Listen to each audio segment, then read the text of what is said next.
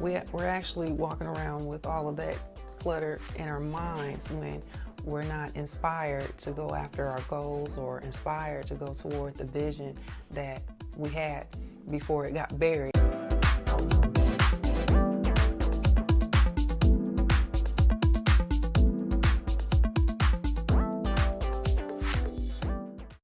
Welcome back. I'm discussing the table of contents of my new book titled Strategize Your Side Hustle.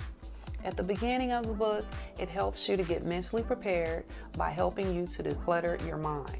It also goes over the primary causes of mental clutter, which are environment, people, distractions, thoughts, mental habits, everyday stress, decisions, and unfinished business.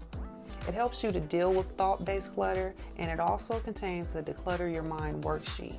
And just imagine, the show Hoarders, how everything is all cluttered up in people's homes and stuff.